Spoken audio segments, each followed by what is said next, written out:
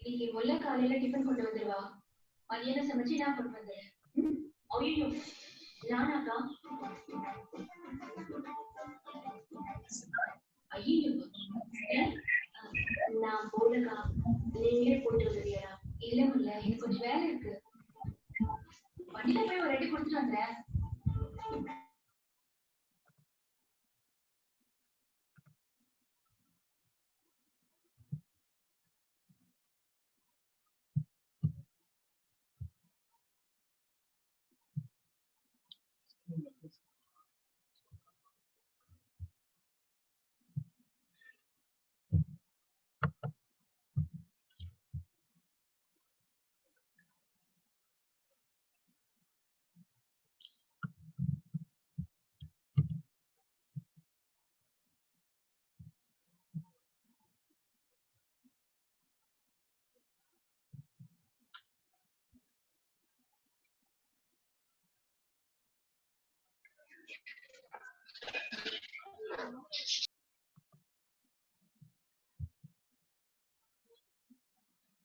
So good evening to everybody. So sorry for the delay in the starting the meeting. So today we are going to talk regarding cervical myelopathy. So in last meeting we dealt with the cervical radiculopathy and cervical disc collapse. Today we are going to talk regarding cervical myelopathy. So yes, in the last meeting the question arised in the end was, so what is the difference between radiculopathy and myelopathy? So I will repeat that answer to you today. So radiculopathy means there is nerve root involvement. So we call the nerve root as radical.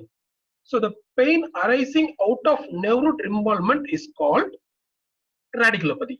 Okay, clear? So radiculopathy is nerve root involvement, radical is involved, the pain arising out is called as radiculopathy. What is myelopathy? In myelopathy, spinal cord is involved, leading to cord dysfunction. Because of cord dysfunction, there will be upper motor neuron signs like exaggerated reflexes, spasticity. So this kind of cord dysfunction is called as cervical myelopathy. So there is difference between radiculopathy, myelopathy. Radiculopathy, there is involvement of nerve root which leads to pain, while in myelopathy there is spinal cord dysfunction leading to human signs and spasticity. You should know the difference. So as you see here, this is the whole spine MRI view. So this is the brain, the spinal cord starts here and just comes, the spinal cord ends at the level of L1. Okay, that will be, they say it's a lower border of L1 or upper border of L2, below which we have cauda equina. So whenever there is compression of the cord starting from cervicomedullary junction up to the lower end of the cord, patient will have myelopathic symptoms and signs. So whenever there is cord involvement is there, we call it as myelopathy. Okay, is it clear for you? So going on to the pathophysiology of cervical myelopathy. So what is the pathophysiology of cervical myelopathy? I said earlier that whenever there is a disc degeneration,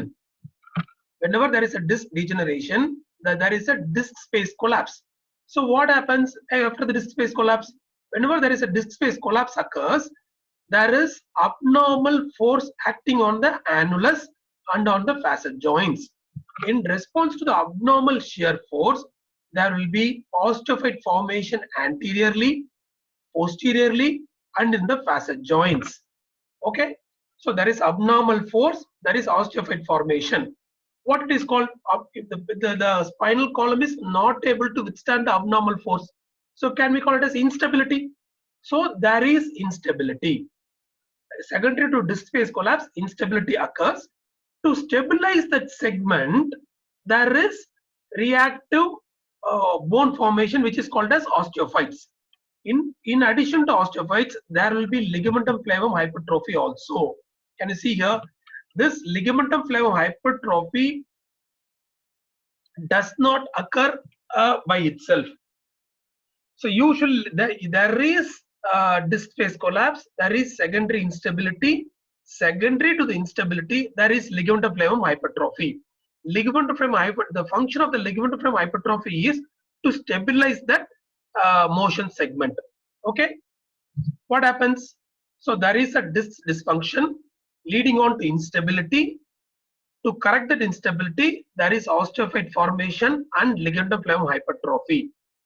Even though this osteophyte formation, ligamentum flavum hypertrophy are protective mechanisms, it leads to cord compression or root compression. This mechanism, this cascade is called as Kirkcaldy-Willis cascade of degeneration. First, there is disc dysfunction occurs.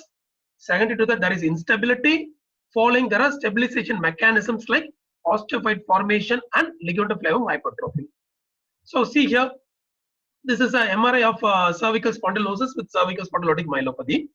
So there is, can you see that there is disc osteophyte complex, okay, compressing the cord from the anterior. You see here, there is ligamentum flavum. So ligamentum flavum is the posterior component, okay. Ligamentum flavum is the posterior. From anterior, there is osteophyte and disc compressing the cord. From posterior, hypertrophic ligamentum flavum is compressing the cord. So the cord is compressed from anteriorly from disc osteophyte complex and posteriorly from the ligamentum flavum. This leads to cord compression. Whenever there is a cord compression, there is dysfunction of the cord. There is cord damage occurs. So there are many mechanisms of cord dysfunctions. So one is direct cord compression. Second is whenever there is a cord compression, there can be ischemic changes secondary to spinal artery occlusion, or there can be venous occlusion also. So direct mechanical pressure, arterial occlusion leading on to ischemia, venous occlusion. These are the three mechanisms by which the cord gets damaged, leading on to cervical myelopathy. So you should know the cascade of degeneration leading on to osteophyte formation and ligamentum flavum hypertrophy, which in turn leads to cord compression, ischemic changes, myelomalacic changes. Okay, this is the pathophysiology of cervical myelopathy. So what happens? So after this cervical myelopathy, whenever there is cord compression, there are various symptoms of cervical myelopathy. We can classify these symptoms into upper limb symptoms and lower limb symptoms. What are the upper limb symptoms? Usually, clumsiness of the hand is the first symptom to occur. Patient will say that, so I'm having my hands are clumsy. I'm able to do crude works such as lifting the weight and all those things. I'm not able to do fine works like buttoning the shirt. Is not able to do handwriting. If the patient is employed or if the patient is a teacher, they will typically say that the handwriting has changed, and they will say that the signature pattern, the pattern of signature has also changed. Combing the hair, mixing the food also becomes difficult. We should ask whether there is any difficulty in mixing the food, or there is any difficulty in tearing the chapatis and dosas. Okay, so what they will say is, whenever I try to eat, there தமிழ்ல சொல்லணும் அப்படின்னா சாப்பாடு எரையுது அப்படின்னு சொல்லுவாங்க. சாப்பாடு அள்ளி சாப்பிடும்போது சாப்பாடு எரையுது அப்படின்னு சொல்லுவாங்க. So these are the symptoms of upper limb. So clumsiness of the hand, there will be difficulty in buttoning the shirt, handwriting will change, signature will change, fine things like combing the hair, mixing the food will become difficult, and there will be loss of grasp strength. They will not be able to grasp the thing as strong as they were doing in the past. Okay, these are group of upper limb symptoms. What are the lower limb symptoms? The predominant lower limb symptom of cervical myelopathy is unsteady gait. Okay, so why there is unsteady gait? So whenever there is a cord compression, there is loss of the sensory function is affected, and the loss of proprioception and position sense also gets affected. So when you're walking without seeing the foot or the leg, you know where your leg is. Am I clear? Even with your eyes shut, you can walk. You know where you are keeping your leg. Okay. But when you lost the sense of proprioception, what happens? You lost the sense that where you are keeping your leg. So you have to see while walking. When you constantly observe the cervical myelopathy patient, when they are walking, they will see the ground. Okay. Only then they will be able to walk. So this leads them to unsteady gait. So whenever there is darkness, so for example, if the old age people, when they wake up in the night to go to the bathroom, the unsteadiness will be more prominent. Okay, they will say that, so in the daytime I'm able to manage, but in the night time, in the dark, when I get up for going to the toilet, I find it difficult to walk. Okay, one thing. Then there will be frequent falls. So whenever they're walking in uneven surface, even a small stone, small uneven surface, they will tumble and there will be history of frequent falls. These kind of frequent falls you can notice even in case of lumbar canal stenosis. Okay. So these are the upper limb symptoms and the lower limb symptoms. Upper limb symptom predominantly clumsiness of hand, lower limb symptom predominantly unsteady gait. You should ask all these questions. Leading questions should be asked. The patient will not tell all these things.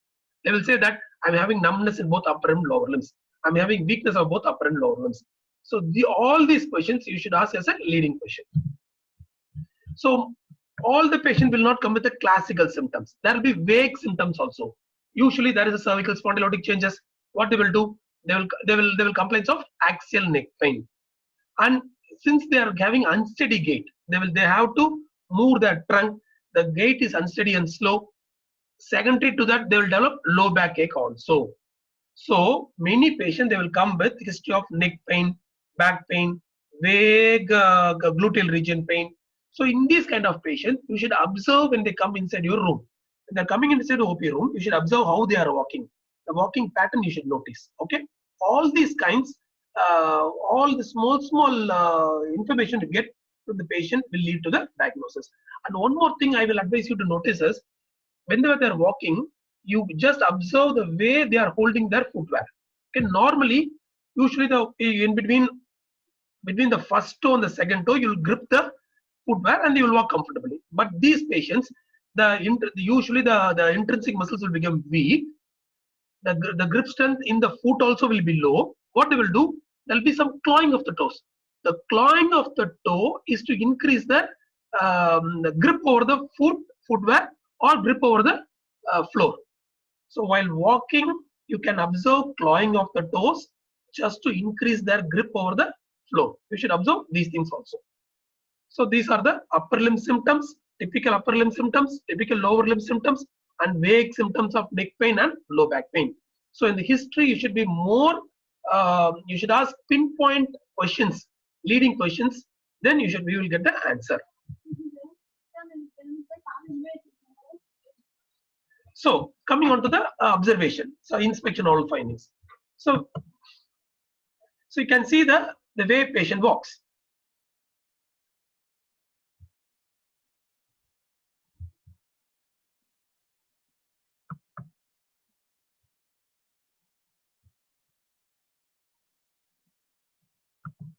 Wait for a second, I will show you the video.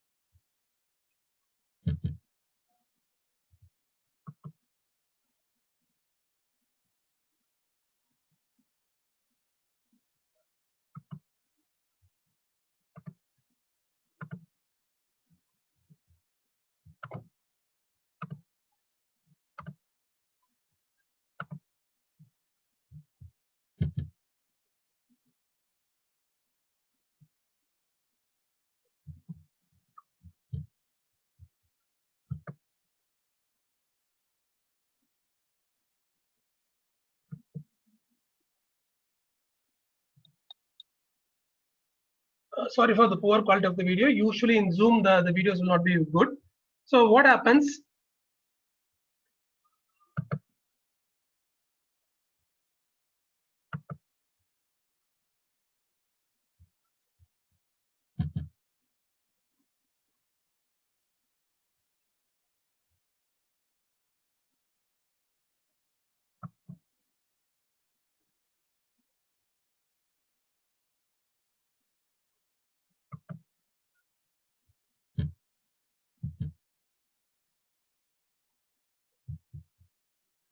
Sorry, I'm not able to show the video. Usually when you observe the video, when you observe the patient walking, the patient will walk with a broad-based gait. Okay, the legs, the foot will not come together. They will walk with a broad-based gait, and the typical broad-based gait and with the clawing of the toes, you call it as cervical myelopathy gait. Or not cervical, it's a myelopathy gait. This unsteady gait you should notice. Only in the advanced cases you will see the unsteady gait. So what in early cases? So in early cases, we should ask if the patient is having normal gait, but you are suspecting the symptoms are more of a cervical myelopathy. So you should ask test for tandem walking. What is tandem walking? This is called as heel to toe walking. So you ask the patient to do a tandem walking. They should walk in the straight line. Okay.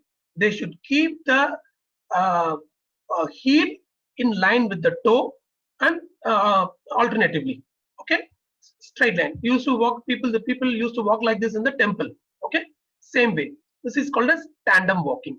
So in this tandem walking, if the patient is in early cervical myelopathy, they will not be able to walk in a tandem way. They will fall down. They will drift this way or this way. So this is called as tandem walking. It is useful to diagnose early cervical myelopathy using tandem walking. Next is Romberg test. So what is Romberg test? Usually, as I said earlier, since there is loss of proprioception, patient will walk with a broad-based gait. So they will spread the legs apart. Okay. So by spreading the legs apart, the stability of the stance increases. So when you ask the patient to stand with foot together, okay, and ask them to close their eyes, they suddenly lose their proprioception. They are standing with the help of the vision only. Okay. So what happens? They will sway this way or this way, or in severe cases they will fall down also. So this is called as Romberg's test. Okay. So this you can observe this Romberg's test even in other central lesions like cerebral attacks and all those things. But this is one of the easiest tool to screen for cervical myelopathy.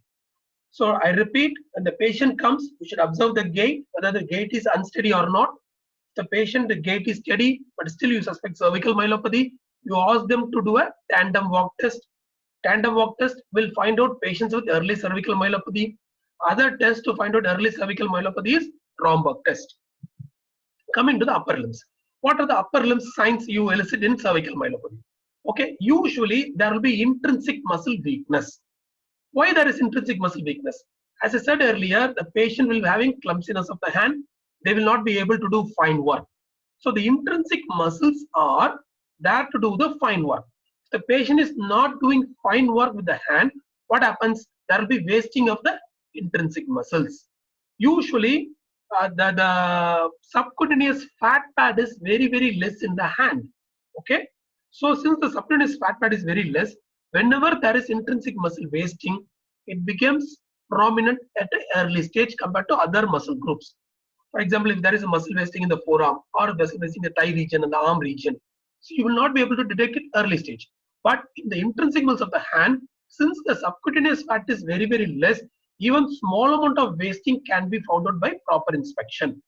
So intrinsic muscle wasting is the first sign. Second, finger escape sign. When you ask the patient to hold the hand, okay, like this. Can you see my video? So I'm holding the hand like this. Okay. Whenever I hold the hand like this, ask the patient to hold the hand like this for 1 or 2 minutes. So you should ask the patient to hold all the fingers together. After a few minutes, what happens? Usually the little finger and the ring finger will drift away. Okay, like this.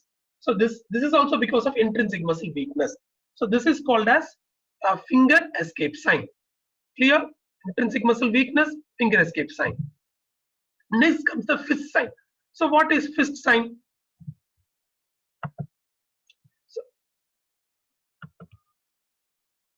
So what is fist sign? So usually,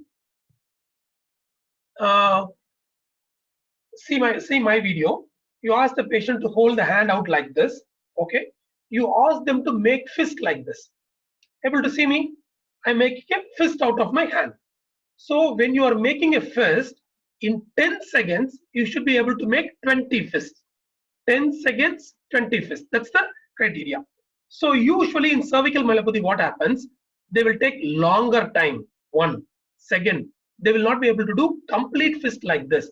Usually what they will do, they will open, they will extend the fingers only slightly, and they will do like this, slowly. Okay. Normally we have to extend the fingers fully, flex the fingers fully to make a fist. Cervical myelopathic patient, they will not be able to extend fully and they will not be able to flex fully. So this is called as cervical hand myelopathic sign. Fist sign, they should make 20 fists in 10 seconds. That's a criteria. Next is Hoffman sign. So I was having a very good video, but I'm not able to show it to you. So Hoffman sign, what it is? So there is a just sudden extension of the distal interphalangeal joint. Okay, can see the picture here. So I'm flexing the distal interphalangeal joint like this. See my video here. So I'm flexing the distal interphalangeal joint and I release it suddenly. Okay, release it suddenly. What happens when I release it suddenly? Other fingers will go in for flexion. See. So when there is sudden extension of the distal interphalangeal joint, flexion of the other fingers is called as Hoffman sign. Okay. Usually there is, we call 3 signs as hand myelopathic sign. First is finger escape sign. Okay. That's a drifting of the little finger outwards. It's called as finger escape sign. Second is fist sign. Patient has to make 20 fists in 10 seconds. If they're not able to do, fist sign is positive. Third sign is Hoffman sign. That is sudden extension of the distal interphalangeal joint. Other fingers will go in for flexion. This is called as Hoffman sign. All these signs are very, very significant. Coming on to the other general signs, there is Leggermity sign. So I said earlier, when there is disc osteophyte complex anteriorly, there is ligamentum flavum posteriorly. So when you're doing movement of the neck, extreme flexion or extreme extension, the cord will get compressed. Okay. So extreme flexion, extreme extension, cord will get compressed. So this compression of the cord will send down shock-like sensation down to your legs, your upper limb, and in the back. Okay. So shooting pain, shooting shock-like pain, or shooting shock-like sensation or paresthesia. So you just hold the patient's neck like this, gently move the neck, suddenly you flex or extend. What happens? There will be a patient will complain of acute shooting pain down the spine, lower limb and upper limb. So this is called as Leggermity sign. So better not to elicit this because this maneuver can cause cord injury. So better avoid this kind of test. But you should know this. Next is inverted supinator reflex. Usually in cervical myelopathy, what do you expect? All the deep return reflexes will be exaggerated. Okay. But when you check for supinator reflex, sorry, this image, I'm testing for triceps. So what is the supinator?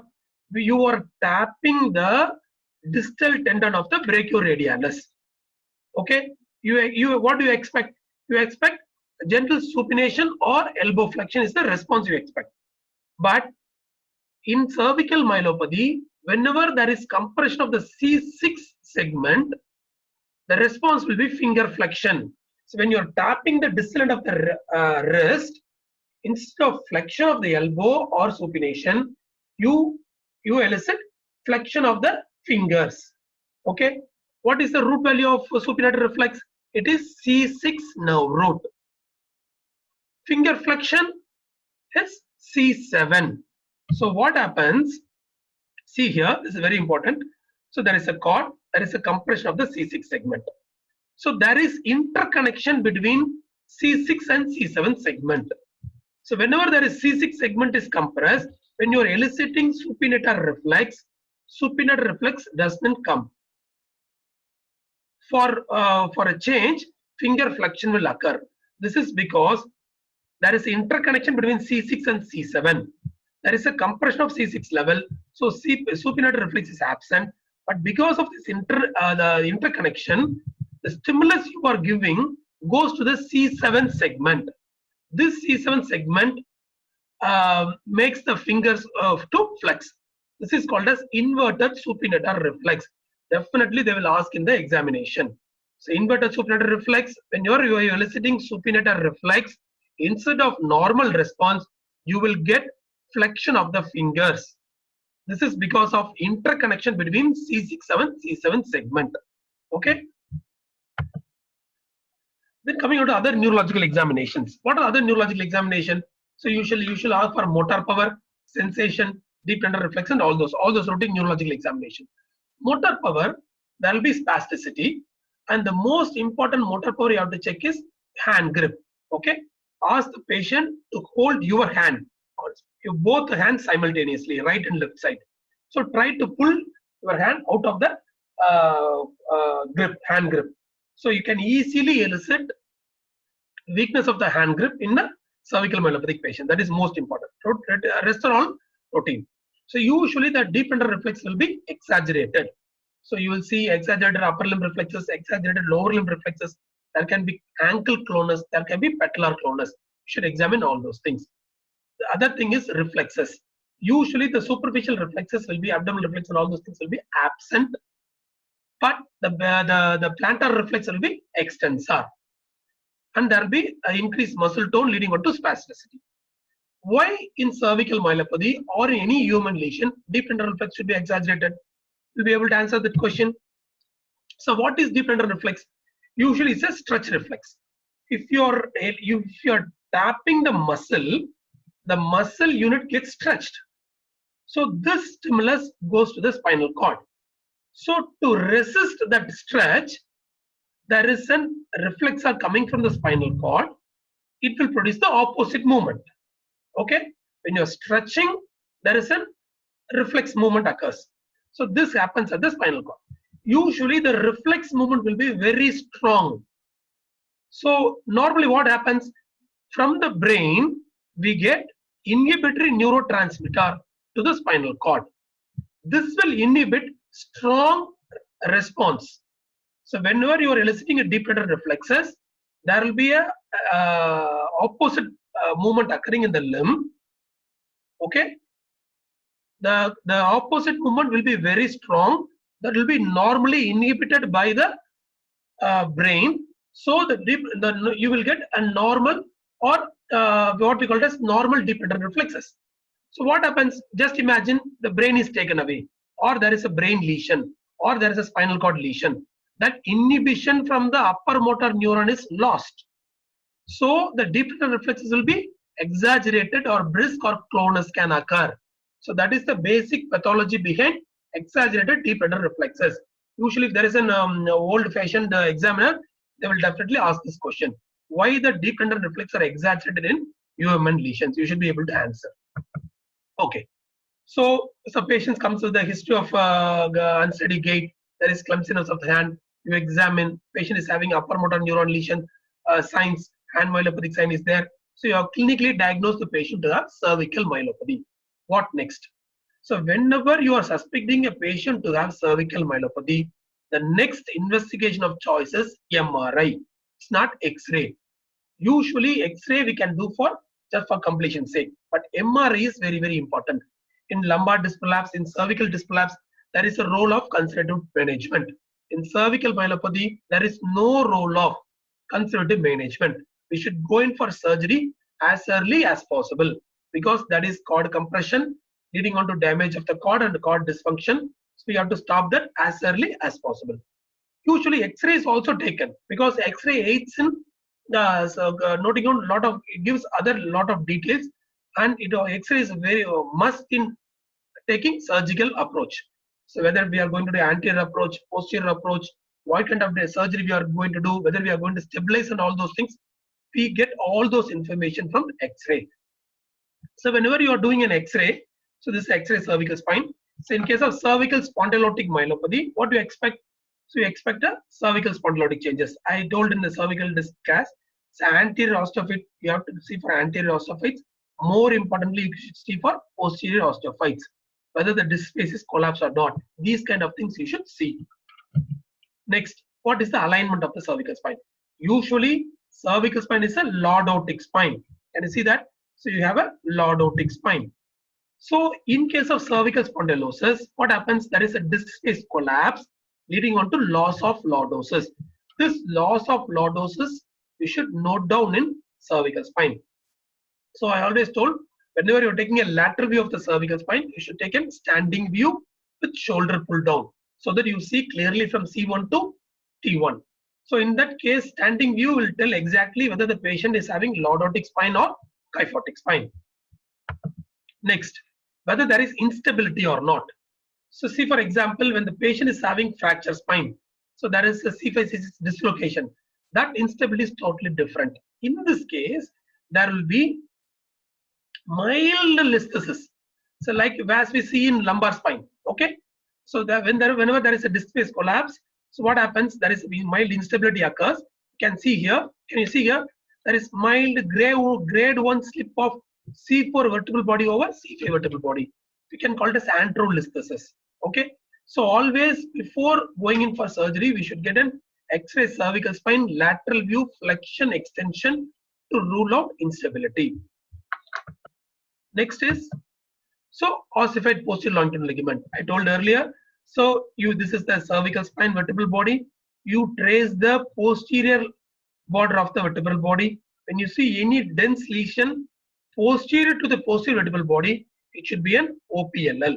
So only when a good quality X-ray you can see that. When you are suspecting OPLL, you should go for a CT scan to rule out whether there is OPLL or not. So 4 things in X-ray. We should note for osteophytes. Second, we should know whether the patient is having lordotic spine or neutral spine or kyphotic spine. Third, whether there is instability or not. Fourth, whether there is OPLL or not. 4 points to note on X-ray cervical spine. So as I said earlier, whenever in clinical examination or patient symptoms you are suspecting cervical myelopathy, you go for MRI. MRI is the first investigation of choice to see whether there is any cord compression is there or not. So what are things we should note in MRI? So before going in, when you are going for MRI, 2 things you should remember. It should be 1.5 Tesla MRI. Make it clear, only 1.5 Tesla MRI can show signal intensity changes, levels of compression and degree of compression. When you go for 0.2 Tesla or 0.5 Tesla MRI, it will not be clear. Second, whole spine screening should be done, because there is a terminology called tandem stenosis. Tandem stenosis means like tandem walking. There is a compression of the cervical spine associated with compression of the lumbar spine also. Because as we grow older, the degeneration changes will occur both in cervical spine, thoracic spine and lumbar spine. So a patient having cervical spine degeneration can also have degeneration in the thoracic spine and lumbar spine. So whole spine MRI will rule out whether there is any compression in the lower down or not. So 1.5 Tesla MRI with whole spine screening is mandatory. Don't forget. So what are the things we should look in cervical spine MRI? First thing, so from where the compression is occurring, okay? From anterior compression can come, from posterior compression can come, or from anterior posterior compression can come. So see this picture. So this is C2, this is C3, this is a disc space. Can you see a big compression coming from the anterior segment? Okay, this is OPLL. So there is an anterior compression seen in this MRI, predominant anterior compression. Okay, see here, last MRI. So there is a buckling of the ligamentum flavum compressing the chordate C3, C4 segment. So the predominant compression is from the posterior aspect. Okay, see this MRI. Can see here. So there is disc osteophyte complex compressing from anterior. Okay, here the ligament phloem thickening coming from posterior. So anterior compression, posterior compression, both anterior and posterior compression. So the first thing is from where the compression is coming and at which level the compression is there. First thing. Next thing. So you can see the same thing in axial cut also. Axial cut, you can see here there is a central disc prolapse compressing the cord. Here there is mild disc bulge, but can you see here there is a significant thickening of the ligament flavum causing cord compression. So in axial cut also you can see this changes.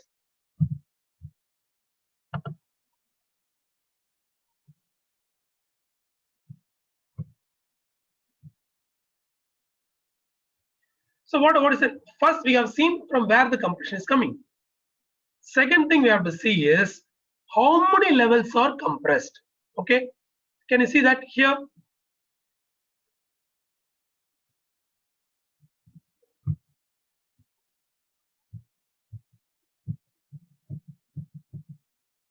So you have to notice how many levels are compressed and what is the cause of the compression.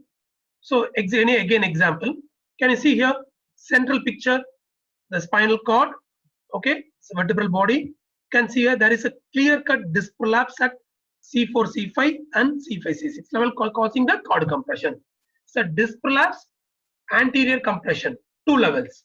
Okay, come here, there is compression at C3, C4, C4, C5, C6, C7, C7, T1.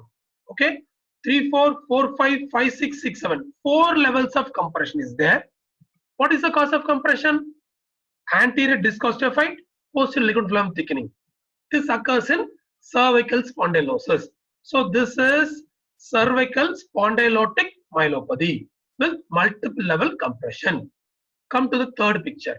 Here you can see here 2, 3, 4, 5, 6. 6, 7, there is a huge compression from anterior aspect. I said if it is at the disc level, it is disc prolapse. If it is at the body level, then you should think about ossified posterior longitudinal ligament. So here, so this is ossified posterior longitudinal ligament compressing the cord. So what will be the diagnosis? We can tell it as C4, C5 disc prolapse with compressive cervical myelopathy. This case, cervical spondylotic myelopathy with compression from C3, C4 to C6, C7 level. So here,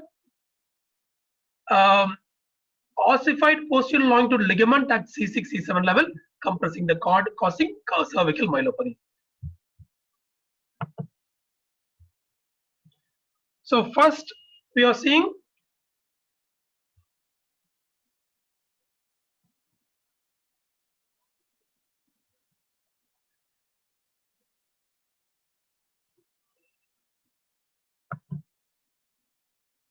manage participants.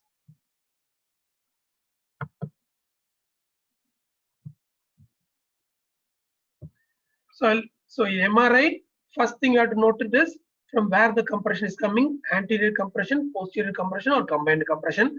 Second point, what is the cause of the compression, whether it is cervical spondylosis, OPLL or cervical disc prolapse. How many levels are compressed, whether it is single level, 2 levels or multiple levels. The last thing we have to notice is what is the alignment of the cervical spine. We see it in X-ray also, but we have to observe it in MRI also. You can see here there is a multiple, both are cervical spondylotic compression. Here the lordosis is maintained, but here the lordosis is not maintained. So why I am giving so much of importance to this cervical alignment? Because presence of the lordosis makes our job easier during surgery. I will elaborate when I go for the surgical section. So you have to observe whether the patient is having lordosis maintained or not. The last thing is signal intensity changes. So usually in T2 weighted image, the liquid CSF will be seen as white and the cord will be seen as a dark component. Whenever there is a cord compression leading on to cord edema and necrosis, there will be repair process occurring and you observe this as a signal intensity changes. So hyper intense signals, we call it as myelomalacic changes cord edema or myelomalacic changes. So this is also we have to observe. So what are the levels of the compression, whether it is anterior or posterior compression, what is the cause of the compression, how many levels are compressed, and whether there is signal intensity change or not. These are the things you should see in the MRI. So a special mention about ossified posterior longitudinal ligament. So usually when the vertebral body is there, in between the vertebral body there is disc. Anterior to the vertebral body there is anterior longitudinal ligament. Posterior to the vertebral body we have posterior longitudinal ligament. So due to many reasons there is ossification of the posterior longitudinal ligament. This ossified posterior longitudinal ligament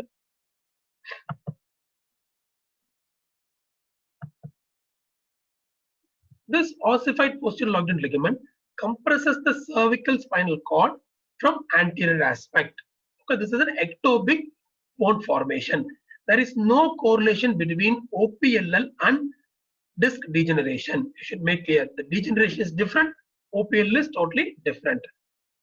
In Tamil Nadu, Krishnagiri and Dharmaburi district has got a higher incidence of OPLL compared to other district. So there are many classifications of OPLL. To start with, there will be continuous, starting from C2 to lower cervical spine. The posterior longitudinal ligament will be ossified. This we call it as continuous ossified posterior longitudinal ligament. When there is only segments are involved, just behind the vertebral body, not in between. So we call it as segmental OPLL. So there will be some continuous OPLL in the upper part, and there can be segmental OPLL in the lower part. We call it as mixed type. Or there can be just a hill-like deposit of the OPLL. So there are four kinds: continuous OPLL, segmental OPLL, mixed type of both continuous and segmental OPLL, or hill type where it is just only in one segment with significant compression of the cord. So this is the MRI. Can see here. So this is cervical spine, X-ray, C2, C3, C4. Can you see posterior to the posterior vertebral line? Can you see a hyperintensity signal here? Okay. So this is the ossified posterior longitudinal ligament. You see in the MRI again. So here vertebral body is there, disc is there. You see CSF column anterior to the cord. Okay. While here do you see here only a darkish shadow is seen. There is no CSF column seen. This is continuous. So this is a continuous type of OPLL. Okay. Come to here. Come here. Between C3, C4, can you see your hyperintense signal here? Ectopic bone formation. MRI. There is a significant OPLL compressing the cord. You can see pencil thin cord here. Okay. This is also an example of a variant of an OPLL. So you should be very, very sure. So OPLL is a very thick hard bone. So anterior approach to the OPLL is very, very difficult. So you see MRI like this. Okay. You think there is a C3, C4 disc prolapse. If it is a disc prolapse, anterior approach is the gold standard approach. If it is a OPLL, anterior approach is going to be very, very, very difficult.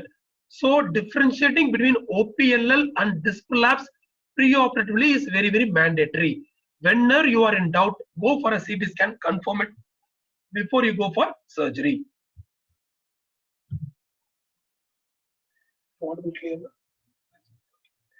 Second, so this is the axial cut.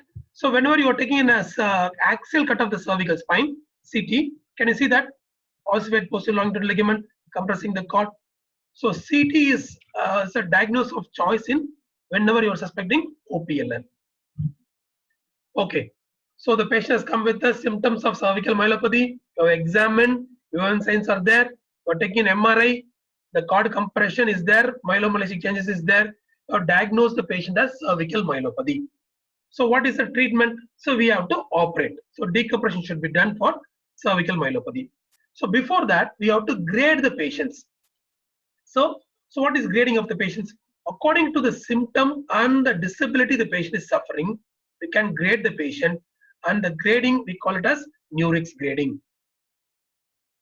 So whenever the patient is coming with, there is no evidence of cord involvement, there is no symptoms, there is no human signs. We call it as grade 0. What is grade 1? The patient is having no symptoms. Okay, no symptoms. The patient is normal. He is doing all the activities normally, but patient is having human signs like exaggerated reflexes, plantar extensor, hand myelopathic signs are there. Then you call it as neuric grade 1. Only signs are there. There is no symptom. Second, neuric grade 2. Patient is having mild gait disturbance, mild hand clumsiness is there, but he is able to do his normal activities. He is going to his job. This is called as neuric grade 2. Signs are there, symptoms are mild, patient is continuing his work. Neuric grade 2. Grade 3. Here, patient is having significant symptoms. Patient is not able to go to the work, but he is ambulant without support. He is walking inside the house. He can just go a few meters away from the house without support, but he is not able to go to the work. That is called as neuric grade 3. Neuric grade 4, patient needs support like walker. He has to hold a hand, he has to hold a stick to walk. That is neuric grade 4. Neuric grade 5, the ambulation is gone. Patient is wheelchair bound or patient is bedridden. So this is called as neuric grade 5. So grading of the patient, neuric grade 0, nothing, normal. Grade 1, signs are there, no symptoms. Grade 2, mild symptoms. Grade 3, patient is walking without support but not able to go to work. Grade 4, walking with support. Grade 5, not walking. Why this neuric grading is very, very important? See, for example, so we can straight away go for surgery, advise surgery in neuric grade 2, grade 3, grade 4. 2, 3, 4, patient should undergo surgery as early as possible. Neuric grade 5, patient is bedridden, patient is not walking. The surgery, the prognosis of surgery is very, very poor. So you have to tell that. So we can operate just to preserve the bladder bowel function, or whatever function is left. Patient is able to eat by himself. We have to preserve that. We can operate. Otherwise, making the patient ambulant again is going to be a difficult job in neuric grade 5. Neuric grade 1, we have to explain the patient that you are having a problem, but you are not having any symptoms. Either we can wait for some time, or you can go for a prophylactic decompression surgery. Okay, I repeat, neuric grade 2, 3, 4, where the symptoms are there, signs are there, go for decompression surgery. When the neuric grading is 1, patient is not having any symptom, you can wait or you can go for surgery. Neuric grade 5, patient is bedridden. We have to tell the patient that prognosis of making him walking again is very, very less. Then you can operate that patient or you can treat conservatively. So this is the importance of neuric grading. Just see how many members are there in the meeting. How many members are there in the meeting? So next is surgery. So next is surgery. So what is the type of surgery we have to do? There are two kinds of surgery: anterior surgery or posterior surgery.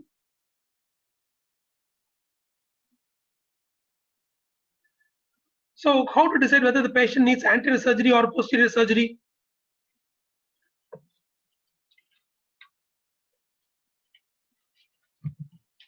See, for example, I will give you some few examples.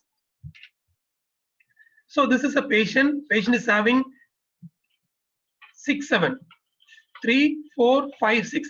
There is C5, C6 anterior. There is a disc prolapse compressing the cord, leading on to myelopathy.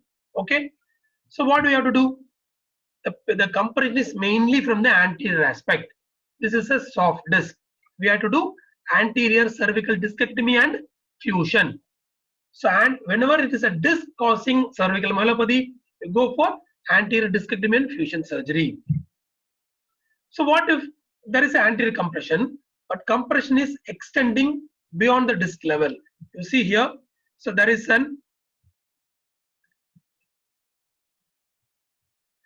a compression at C5, C6, C6, C7, and behind the body of the C6 also.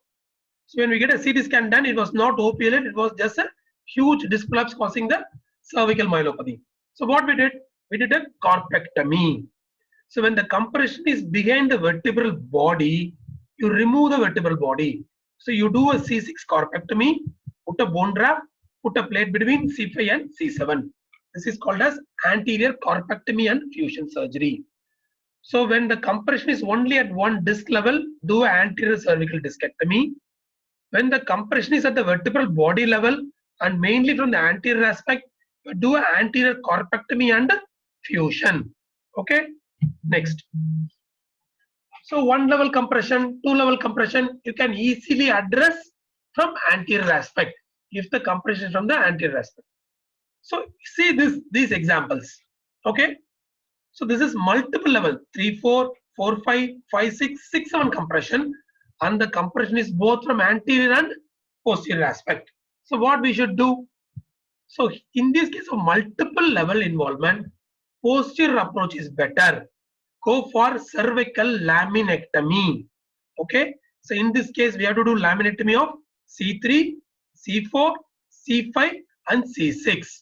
So 4 levels of laminectomy from posterior aspect will give adequate decompression in this level. So come to this example. Here C2, C3, C4. That is C3, C4 single level posterior compression is there. In this level, we can do posterior laminectomy at C3 and C4 alone. So whenever there is a multiple level compression and the compression is mainly from the posterior aspect, you can go for posterior laminectomy procedure. So I was saying that the cervical lordosis is a very important parameter we should look before going in for surgery. What is that cervical? Why it is very, very important?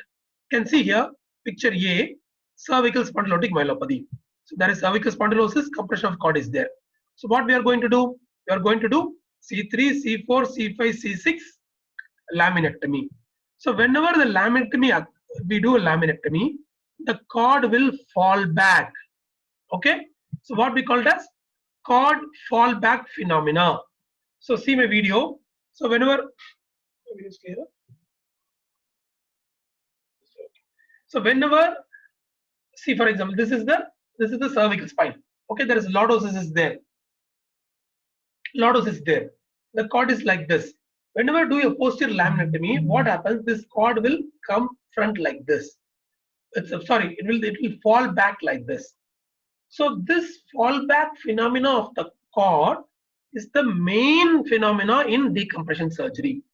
So this cord fallback will occur only when there is cervical lordosis. Whenever this lordosis is not there, whenever there is kyphosis, this cord fallback phenomena will not occur. So only I was repeating again and again, the cervical lordosis is very, very important. You see here there is a lordosis is there. We are doing a cervical laminectomy. The cord has fallen back. But here, the cervical spine is very straight. The compression is from the anterior aspect. They have done a cervical laminectomy. Because of the kyphotic spine, the cord is not moving back. So here you see the cord has moved back. You can see a clear space between the posterior vertebral body and the cord. Since the cord has fallen back, here, even after doing laminectomy, you can see the cord is just touching with the posterior vertebral body. So in kyphotic spine, cervical laminectomy will not work. Cervical laminectomy will work only when there is cervical lordosis. So in X-ray, in MRI, always look whether the cervical lordosis is maintained or not. There are 6 candidates waiting, not able to go there.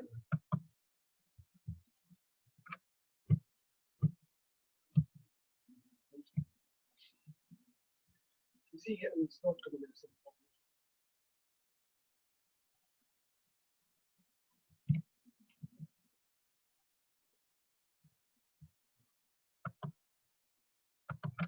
Just wait for a second. There are a few students waiting, but I'm not able to add them.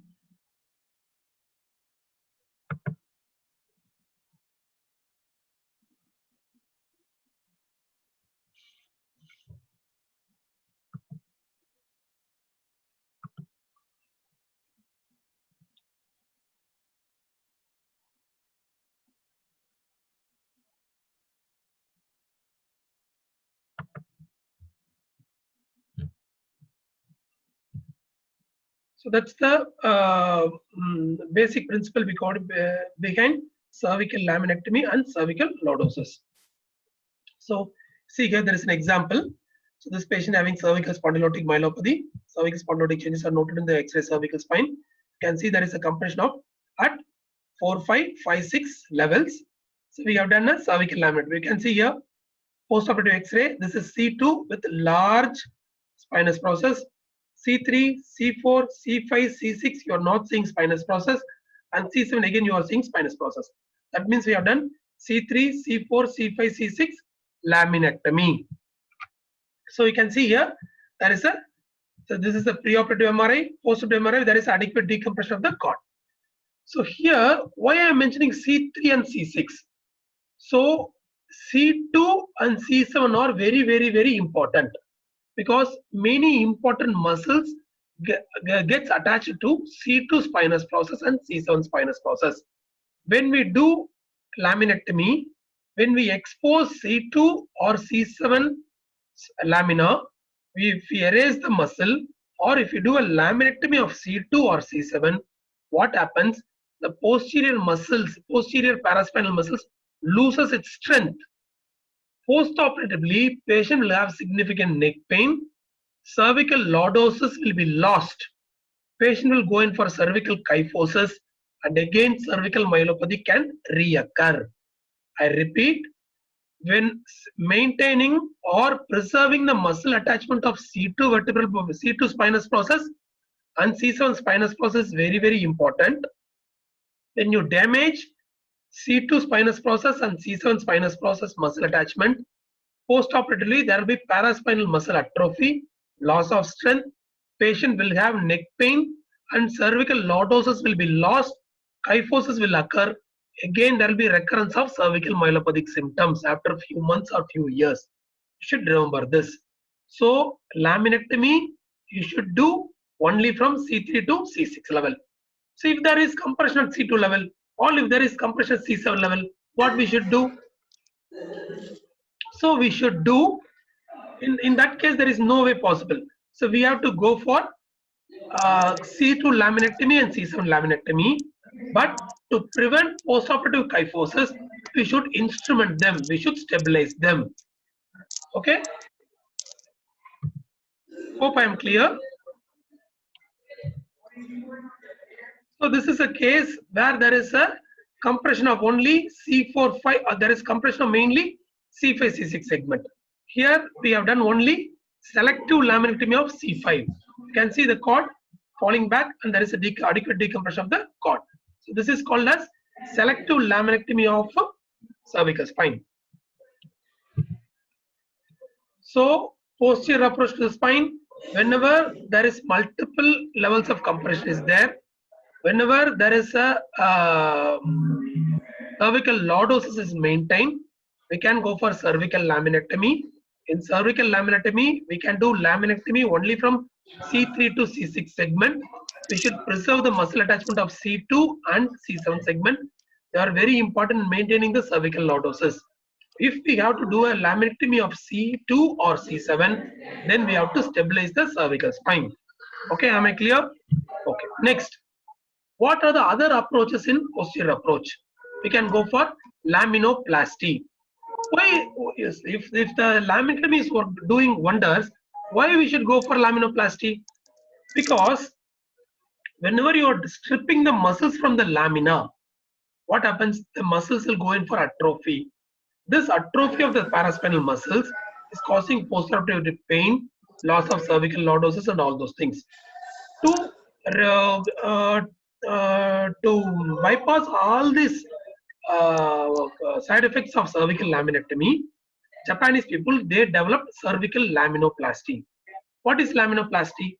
See, for example, here, this is the anterior part, cord is here, there is a cord compression, lamina is here. So what we will do, we will, using a high-speed burr, we will make a defect in the lamina, both on right side and left side. We will complete this laminectomy or this defect only on one side. The opposite side, the bone lamina will be only thinned off. Then with the help of the hook and the finger, we can lift the lamina to the opposite side. Can you see that? We are lifting the lamina. By lifting the lamina, the diameter of the spinal canal gets widened. This widening of the spinal canal will lead to decompression of the spinal cord. So this same way, as we are doing laminectomy of C3, C4, C5, C6, we can do laminoplasty of C3, C4, C5 and C6. So after lifting this, we have to hold them. How we can hold them? Either by suturing it with the facet joint, or by putting a bone block, or by putting a mini plate between the lamina and the facet joint. These are the methods to stabilize the posterior arch. So the advantage of laminoplasty is we are having the bone left. So the erased muscle of the posterior part, the paraspinal muscle of the cervical spine, they will again get reattached to these lamina, and the chance of post-operative cervical kyphosis is less in laminoplasty compared to open laminectomy. Okay, so posterior approach, either you can do laminectomy or you can do a laminoplasty. Laminectomy, the disadvantage is you are erasing the muscle, you are taking the whole bone out, the chance of instability is there, chance of post-operative kyphosis is there. In laminoplasty, you are retaining the lamina, so the muscle will get reattached, the chance of post-operative kyphosis is less. So here is an example. So here is a cervical spondylotic myelopathy, compression at C4, 5, 5, 6 level. So I have done a cervical laminoplasty, and I stabilized the lamina using a mini plates. Okay, mini plates. These kind of plates usually the dental surgeons will use. You can use it for cervical spine. So post-operative MRI, you can see there is a significant decompression of the cord. You can see here. Okay. So coming to this example. So this patient has got cervical spondylotic myelopathy. There is multiple level compression, but lordosis is lost. There is a significant kyphosis. I said, whenever there is multiple level compression, the posterior approach is better.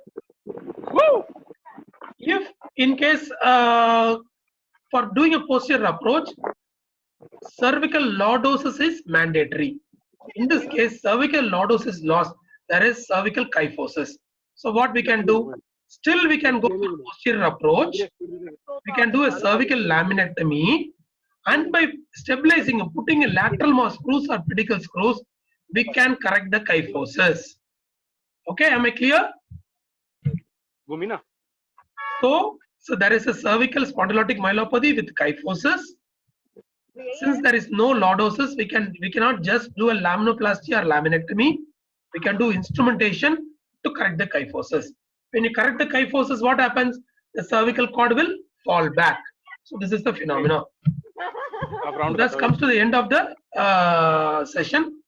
So to summarize the surgical approach, whenever there is anterior compression, single level or two levels. Hello, is it Nitin? ये हमारी है Hello, Nitin, Dr. Nitin, can you just mute your phone? Dr. Nitin? Sorry, sir. Okay. So, to summarize, whenever there is anterior compression, single level or two levels, you go for anterior approach, either anterior cervical discectomy or anterior corpectomy. Whenever there is multiple levels of compression, you go for posterior approach, either cervical laminectomy or cervical laminoplasty. In both the cases, C2 muscle attachment and C7 muscle attachment should be preserved. If in case there is multiple level compression with loss of cervical lordosis, you go for posterior laminectomy. Added to that, you should do stabilize. Use pedicle screws to correct the kyphosis. So this is the outline of surgery to the cervical myelopathy. So what are the complications? Usually, whenever you're taking a patient for surgery, you should tell them that this cervical myelopathy surgery is just to stop further worsening of neurology. If the patient is walking with support, you are doing surgery. The surgery is mainly meant to stop him from going to bedridden condition. Okay, if you're not operating, the patient walking with the walker will go for bedridden condition. So you're going to stop that. Whether the patient will improve, we don't know. We cannot prognosticate. So some patients will improve, some patients may not improve. So we should tell that clearly to the patient before surgery. So the surgery is only to halt further worsening of the neurology. But in my experience on many literature, whenever the patient is coming walking to your OPD, whenever patient is coming walking, like neuric grade 2, grade 3, usually they improve very well. Neuric grade 4, 50% improvement will be there, 50% they may not improve. But neuric grade 5, only very less patient of person will get improvement. Okay, it should be very clear. That comes to the end of the session. I will unmute everybody. Sorry, you can unmute yourself. Whatever doubts you are having, you can ask me. Even some simple questions, even some simple terminologies you are not able to understand, you can ask me. I know there are some first year students also. So yes, the final year students, the understanding will be much better. First year students, they will be difficult to, they will have some difficulties in understanding. So in that case, the first year students, you don't shy away. Either you can directly message me or you can ask me. I will answer your questions. Any questions? Sir, Hoffman test purpose. Can you introduce yourself, doctor? Dr. Ravi. Yes. What's your doubt? DNB ortho, sir. Okay. What's your doubt, Ravi? Sir, Hoffman test क्यों करते हैं और उसका purpose? Okay. So whenever there is a case of cervical myelopathy, there are a set of signs we call it as hand myelopathic signs. Okay. Hoffman test is one of the hand myelopathic signs. So whenever you suddenly extend, you can see my video. So yes, you just flex the distal interphalangeal joint and leave it suddenly. So there is a sudden hyperextension of the distal interphalangeal joint. So in response to that, there will be flexion of the fingers. Usually what they say, whenever there is a sudden extension of the distal interphalangeal joint, the C7 nerve root gets stimulated. Okay? Yes, sir. What is the function of C7? Flexion of the fingers. Usually, normally in normal individuals, it will not occur. Yes. Whenever there is a compression above C7 segment, this reflex gets exaggerated. So this is called as Hoffman's reflex.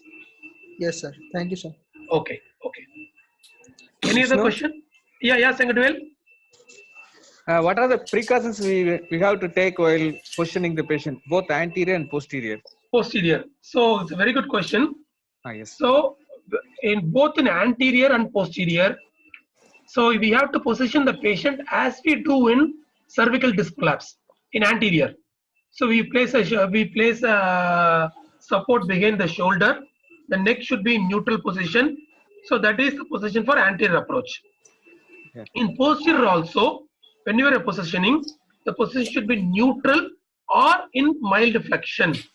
Extension should be avoided, because when you position the patient with hyperextension, what happens? The ligamentum flavum, there is a buckling of the ligamentum flavum, which will lead to compression of the cord. This will lead to worsening of the neurology. Even when the patient when the anesthetists are going to give general anesthesia, we avoid the anesthetist to do hyperextension of the neck to put the tube. Usually anesthetists what fiber optic intubation. Fiber optic intubation, or we should keep in the neutral position. So whenever you ask when the anesthetist they try to hyperextend to put the tube, there can be cord damage can occur. So that is one important thing. Second thing, whenever you're doing a posterior surgery, after positioning, after securing the patient, tilt the table so that head is at the higher level and the legs are at the lower level, because it helps in the venous drainage and the bleeding during surgery will be less. So these are the two precautions I take whenever I'm doing a posterior surgery. One is position of the neck, it should be neutral or a little bit flexion. In anterior, it should be perfectly neutral. Hyperextension is not advisable, and we can lift the head end of the patient to reduce the bleeding from the venous bleeding. Any other points you want to add, Dr. Sangatvel? Yes, in some cases, the neuro monitoring. What's the role of neuro Role of monitoring? neuro monitoring. So if you have neuro monitoring in your institute, you can use that, because there are some cases where after surgery there will be some neurological worsening. Yeah. In So, positioning itself. In positioning itself, during Yes. intubation, there can be neurological worsening can occur. Second thing, whenever you're doing a cervical laminectomy, I advise that you should go for a burr. Okay, you see here, you are using a high-speed burr to do a cervical laminectomy. Yes. So in lumbar laminectomy, we could not use a upcutter, because already the cord is compressed, the canal is very much stiff. So if you try to introduce the upcutter into the spinal canal, it will further compress the cord, leading on to neurological deficit. So it is advisable to use a high-speed burr to do a cervical laminectomy. So in those cases, you can monitor whether the patient is going for neurological deficit or not using neuromonitoring. I think in most of the Western countries, the neuromonitoring is mandatory while doing cervical Yes. spine surgery. But Yes, in our institute, we are doing surgery without neuromonitoring only. Yes. And one more thing, in Yes. anterior cervical carpectomy and plating, you will Yes. always put screws over the graft also. Um, In some I'll of go your back. I will go back to that slide. Yes, you can see here. So I have done a C6 corpectomy.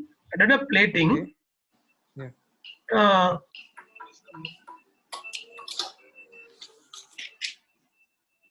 So we have done a plating. So it's not.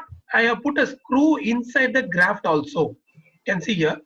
This is just for an additional stability. Okay. It's not mandatory.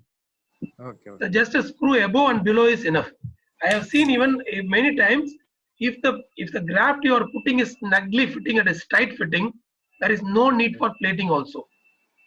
Yeah. But to prevent graft extrusion, I always plate whenever I do a cervical corpectomy. But whenever I do a cervical discectomy, very rarely I use a plate. Any other questions? Sir, in MRI, we have to notice the myelomalacic changes or cord edema, sir. Yes. Is there any significance that has anything to do with the surgery, sir? Yes, there are many studies compared whether if there is a myelomalacic changes, the prognosis will be bad or good. Okay, so there are many studies, but none had proven the prognostication using myelomalacic changes. Okay, sir. So in some patients, the compression will be very significant. Okay, In some patients, the compression will be very less. Okay. But after surgery, you will see that the patient having very severe compression, they might improve well. While patient having mild compression, the improvement may not be as good. Okay. Same, a patient having severe compression, the patient will be only neuric grade 2. On the other hand, a patient with mild compression, the patient might be neuric grade 4. So there is no relationship between the severity of the cervical myelopathy and the compression we see in the MRI. One thing. Okay. Second thing, some patients, the cervical myelomalacic changes will be extensive, extending up to 2 segments.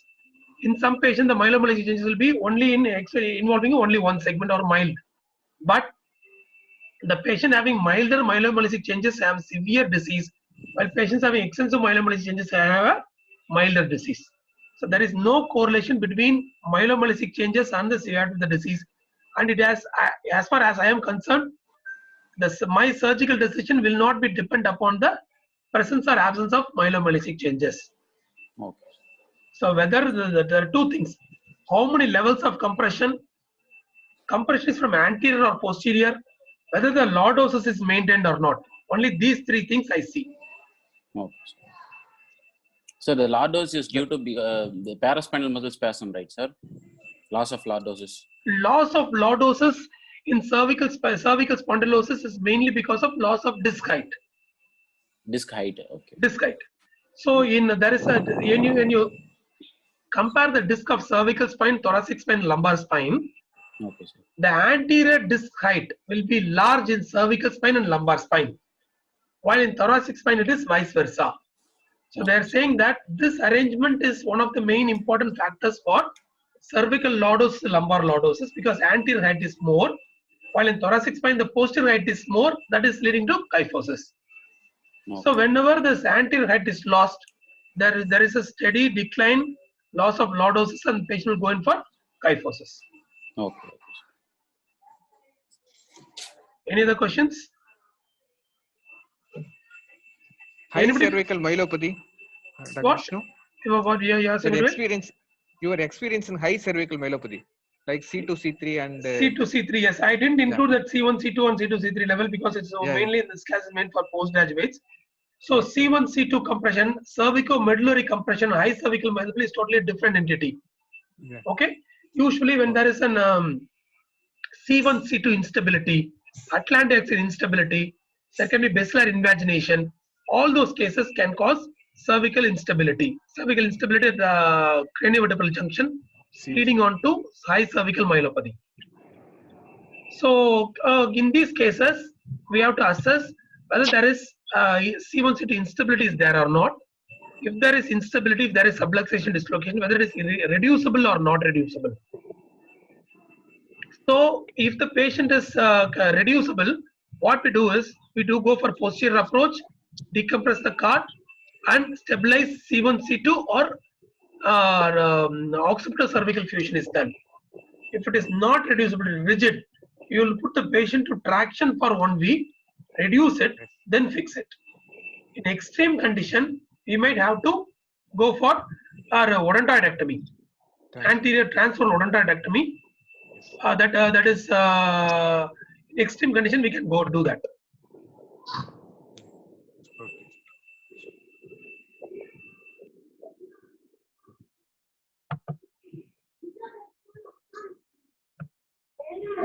Any other questions? So I will go to the chat section. There are a lot of questions asked here. What are the indications for instrumentation? So as I said earlier, anterior approach, whenever you're doing a corpectomy, we have to do a plating. Okay, one thing. Second, posterior approach, whenever you're doing a cervical laminectomy, if there is lordosis is maintained, there is no need for instrumentation. If the lordosis is not there, the cervical spine is in neutral position or kyphosis, then we have to go for cervical spine instrumentation. One thing. If there is compression at C2 level and C7 level, then we may have to do a cervical laminectomy of C2 and C7. As I said earlier, muscle attachment of C2 and C7 is very important. When we are doing C2, C7 laminectomy, we have to instrument. So these are the 3 indications for instrumentation. So this is to Dr. Sindhil Kumar. The role of postoperative steroids. So usually there is not much big role of steroids, but so whenever there is a significant compression, you're doing a decompression surgery, when you're handling the cord, cervical cord, we can give a short duration of steroids. So what I usually give is just simple dexamethasone 8 milligrams IV BD for 1 or 2 days. That's all, not more than that. If the patient has developed postoperative neurological deficit, so the patient is walking without support before surgery. After surgery, patient is needing support. There is a downgrading. Then I can use a methylprednisolone, just 1 shot, 1 gram, followed by injection dexamethasone for a week's time. That's all. These are the 2 things. Whenever I handle the cord, I manipulate the cord, I give. Whenever there is a neurological deficit following surgery, I give. Otherwise, routinely, that is not needed. So how to identify cervical spondylosis and spondylomyelopathy? So this is from Nagesh Shangloi. So cervical spondylosis, usually patient is having cervical axial neck pain. So you are examining the patient. Neurology is normal. When the pain is persisting, you get an X-ray done. In the X-ray, you are seeing a disc space or collapse. There is osteophyte formation is there. So axial neck pain with degenerative changes in the cervical spine, you call it as cervical spondylosis. Okay, one thing. What is spondylomyelopathy? If the same patient with the X-ray showing cervical degenerative changes, having myelopathic symptoms and signs, and MRI showing cord compression, we call it as spondylomyelopathy, cervical spondylotic myelopathy. So cervical spondylosis without neurological involvement. If there is neurological involvement myelopathic symptoms, we call it as cervical spondylotic myelopathy. So what is difference between myelopathy and myelomalacia? This question was asked in the previous presentation also. So in myelomalacia is a radiological finding. Myelopathy is a clinical diagnosis. When the patient is having gait disturbance, human signs, and the MRI there is cord compression, we diagnose the patient to have cervical myelopathy. In the MRI, when there is a signal intensity changes, we call it as myelomalacia. So myelomalacia is a radiographic finding. Myelopathy is a clinical diagnosis. So Hoffman sign once more, I have repeated. What is the purpose of Hoffman sign? So it is just a set of hand myelopathic signs. I said earlier, fist sign, Hoffman sign, finger escape sign are the three classical hand myelopathic signs. They are faster screening tools. So when you're suspecting, you just check for hand myelopathic signs. If it is positive, the patient is having cervical myelopathy. If it is negative, cervical myelopathy is ruled out. That's it.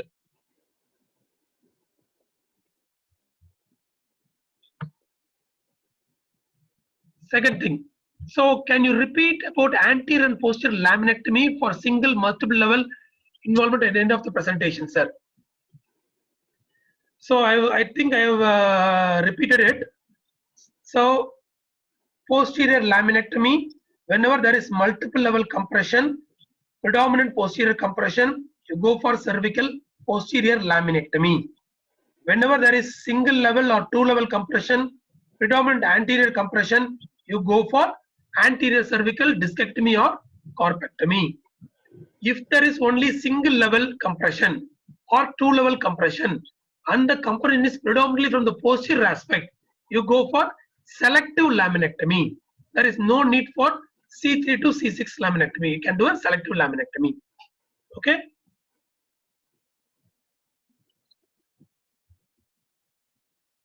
Then,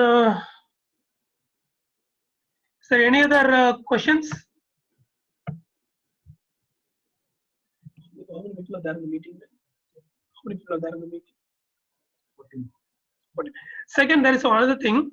Sir, in cervical prolapse, you said C7 function is flex the wrist and C8 that finger flexion. But now you are saying that C7 function as finger flexion. Little confused. Very good observation. So usually, say in cervical radiculopathy, I say that C6 wrist extension, okay? C7 elbow extension and wrist flexion. C8, it's mainly, if I remember correctly, it's finger flexion and abduction and adduction of the fingers, intrinsic muscles. So finger flexion is also partly supplied by C7, okay? As an elbow flexion is contributed both by C5 and C6. Likewise, finger flexion is contributed both by C7 and C8. So when you are eliciting Hoffman sign or supinated reflex, C7 is exaggerated, which leads to finger flexion. Am I clear? So finger flexion is supplied both partly by C7 and partly by C8. I think I'm clear with that.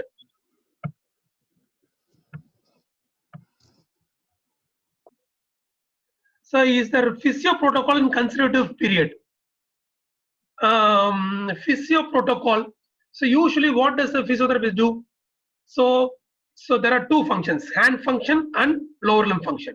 Hand function, usually what it tells us, after surgery, the patient has to start buttoning the shirt.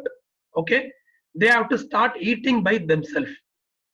So the third thing is, I will ask them to have two bowls. In one bowls, I will ask them to put some grains like rice, whole wheat, okay, or dal. So using that index finger and thumb finger, they have to pinch the grains from one bowl. They have to put it in the other bowl. Other things, arranging the coin in a vertical way. So they have to place the coin one, above that they have to place the other coin. So these, and they have to start writing. So buttoning, mixing the food, writing, arranging the coin, and putting the grain from one to second bowl. So these kind of fine maneuvers will improve the intrinsic muscle strength. That is for upper limb. Lower limb is usually gait training. So first, usually we ask the patient to walk with the help of the walker. From then, they have to switch out to the elbow crutch. After that, they have to walk along the side of the wall, just holding the wall. After that, they can do independent ambulation. So these are the physiotherapists. Physiotherapy we ask them to do. So we also teach them muscle strengthening exercise of upper limb and lower limb. Second, sir, have you uploaded the YouTube previous videos? No, man. I have to upload. The lumbar disc plus video I have not recorded, so I will not be able to upload that. Cervical disc prolapse and cervical myelopathy I will upload very soon. Sir, importance of ICT therapy in cervical spondylotic changes. Because of all patients here in Vinaya Mission, we send the patient to ICT therapy. So what is ICT, man? So interferential therapy. Yeah? Nagesh, Shangloi, are you there? Nagesh? Okay. So, cervical traction. Cervical traction. So in cervical myelopathy, I said there is no conservative management.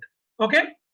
This physiotherapy, neck exercises, cervical traction, IFT, wax bath, there is no role for these things in cervical myelopathy. But in case of cervical spondylosis, the patient is having cervical spondylosis with axial neck pain, then we can ask them to do cervical traction, IFT, neck exercises. We can do that. Okay. Thank you. So if the patient is having cervical radiculopathy, I don't advise any traction IFT. If the patient is having cervical myelopathy, again there is no role for traction, all those things.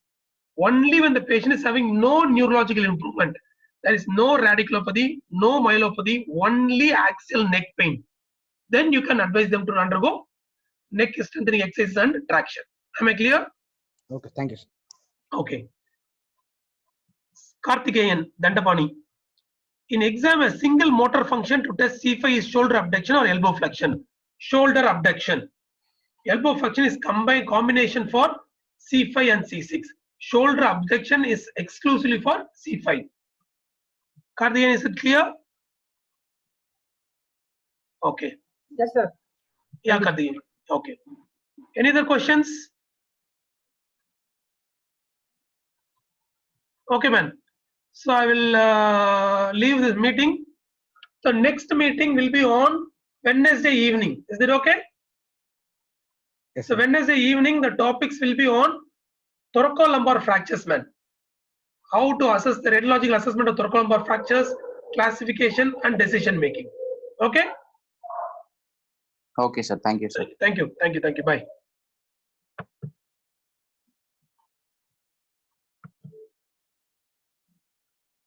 Hello, sir. Yeah. Who is that? Sir, Karthikeyan, sir. Sir, where to get this link, sir? Actually, I got it in one DNB group. So, where to get this link, sir, for the next class? So I will tell my mobile number. You can message your number. I will add to your WhatsApp group, man. Yeah, sure, sir. Sure, sir. So my number is 81224 Yes, sir. 20061. 81224 20061. Yes. Karthikeyan, where are you from? I'm actually from Pondicherry, sir, but doing my final year DNB in Hyderabad. Okay. Thank you, Karthikeyan. Thank you, sir. Thank you.